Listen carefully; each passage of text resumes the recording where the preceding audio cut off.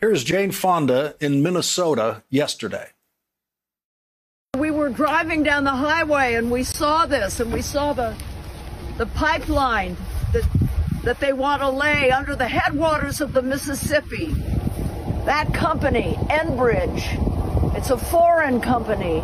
It's bringing oil from Canada, tar sands oil, the worst. We're here to try to stop it.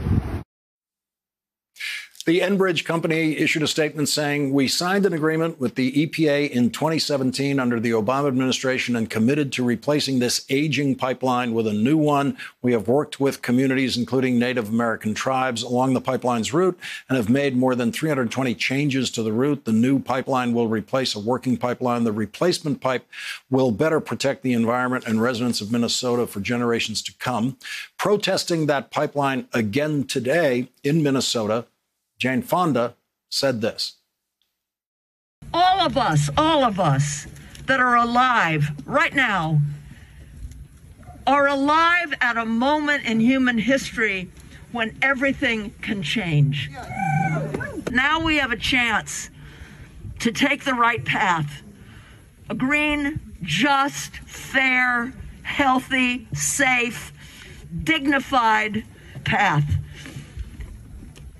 So let's do it. Let's do it.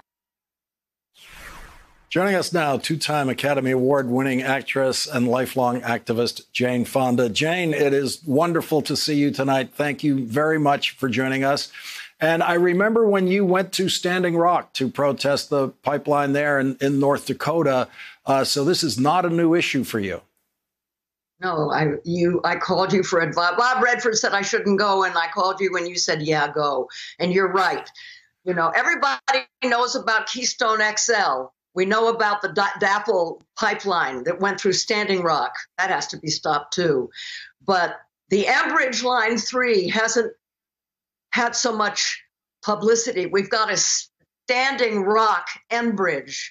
We have to bring this to people's attention because this Line 3 is just as dangerous as the Keystone XL. It's bringing terrible tar sands oil from the tar sands in Canada across Minnesota, underneath the terribly important, vital to their culture, their food, their economy, the wild rice, under 200 bodies of water, cross the headwaters of the Mississippi to Lake Superior, and then eventually down to the Gulf of Mexico, where it will be exported. This at a time that when we're facing a climate crisis with clear and unambiguous warnings from scientists that say that we only have about 10 years to cut our fossil fuel emissions in half and then start a managed phase out. And you know, the scientists say we have to keep our warming at 1.5 degrees Celsius. If it warms beyond that, we pass the threshold and it's out of our control. We have a very small carbon budget left before that tipping point. And the scientists tell us that the oil and the coal and the gas that's already been brought up, developed, we can't even use that if we're to stay within our carbon budget and avoid catastrophe. Enbridge is flying in the face of what science is telling us. And this is another thing that's important because I know, you know, these are very good jobs, these fossil fuel jobs. They're union jobs with good benefits.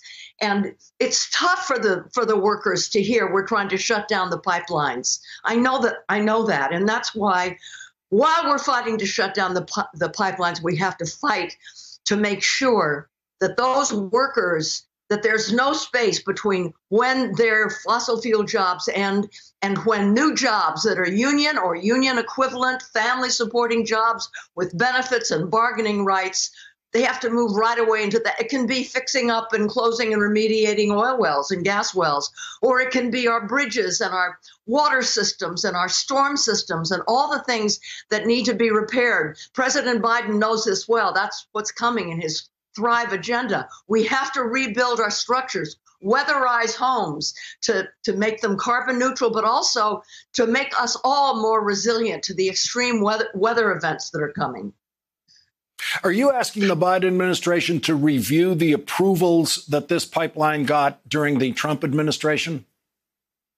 Well, they're being reviewed now. They never got the permits that they needed. Trump, on his way out, greenlit a lot of pipelines, and You know, President Biden has come out loud and clear that he's in favor of facing down the climate crisis appropriately and at the same time doing it in a fair transition. And Enbridge Line 3 is a perfect example. And he's got to protect the workers while he closes down the line. And, you know, there's another thing that's the local police are being paid by this foreign oil company. There's this trust that has been created. The state of Minnesota has required Enbridge to put a lot of money into this trust in order to cover any police expenses. Okay, so what's been happening to the people up here? They're being arrested, they're being put in cages, they're being strip searched, they're being handcuffed in very painful positions, crammed into cells during a pandemic with no help, no protection. There are militarized drones flying overhead day and night, all through the night. They're being stopped many times a day for no reason. Today, we were on our way to that press conference that you showed a piece of, and our compatriots they were stopped by the police for absolutely no reason, and we were followed for 12 miles. Now, fortunately, this is illegal, what they're doing, okay? The best constitutional rights lawyers in the country are gathering information to litigate, to put a stop to this. This is pioneering law work. It's never happened before. They're called the Center for Protest Law and Litigation. We're going to get these guys. They can't get away with this. Some foreign company paying off police force that's supposed to be looking after the local population, and instead they're violent, they're harassing, they're breaking the law. They don't do this to anybody else up here. They're doing this because these are indigenous people. On the very day that the first Native American is made a cabinet secretary, Deb Haaland, the Secretary of Interior, this is what they're doing to indigenous people, and it has to stop.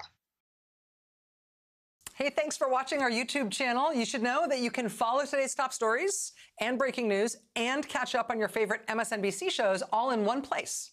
Download the NBC News app today.